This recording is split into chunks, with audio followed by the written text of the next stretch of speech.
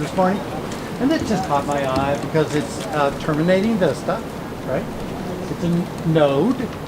It's a pathway, or a whole series of pathways. Look at all the pathways. So all the language starts to come together in one place like this, you know? It's got some very unique edges, the way that you would in a fairly tight environment.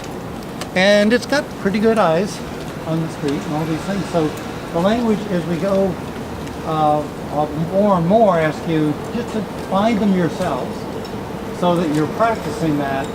But I was just really surprised and pleasantly pleased when I saw this Shanghai Alley. And from like the district standpoint, obviously we're in Chinatown now, and then kind of from this node standpoint, you see these signs that are celebrating the history of the Chinese immigration and the settlement of this area and becoming citizens. So there's kind of a reflection of that process, what makes up this neighborhood, at least from the outsider viewpoint.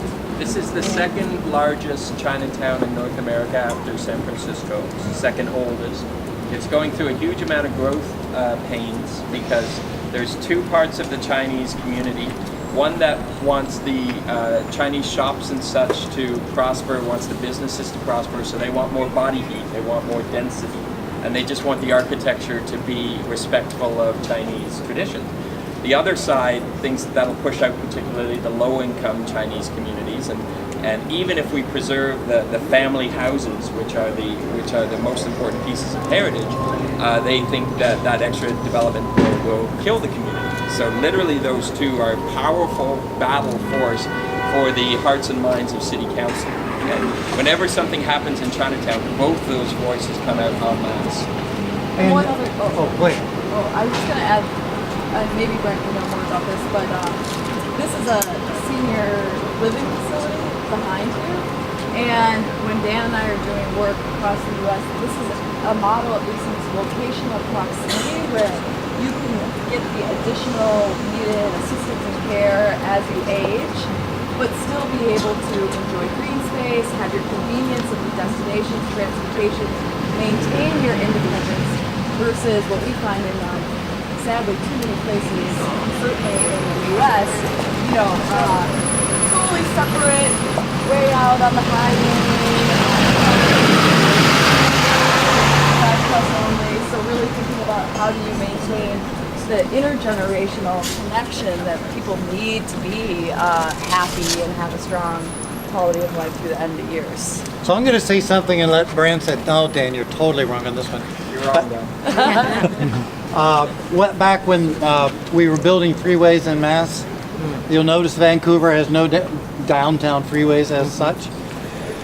It was Harlan Bartholomew himself that had mapped out and was going to carve through the heart of Chinatown, and that created the ignition point where people in Vancouver says, no, you're not, and stop the freeways. So tell me. Chinatown, Strathcona, it was about 3 or 4 low-income neighborhoods particularly. So I'd like to point out it's not because they understood the law of congestion and induced traffic demand and wanted a multimodal city. They just wanted to protect low-income neighborhoods, and it was the moms and the grandmoms kind of thing. And to be perfectly honest, we had the benefit because the proposal came here a couple years later after Jane Jacobs in New York and after Jane Jacobs in Toronto. So we had the ability to learn from that and know that free money isn't free, even though it was the sign of progress. So the viaducts were built previous to that as anticipating the freeways, and then the freeways were rejected. And that's really the most important moment in Vancouver history, because everything in terms of the Vancouver model of city making, the downtown for livability, everything came from the decision to reject the freeways and say, okay, we need to build a different kind of city. The only other thing I'll say about this space is this would never get approved now.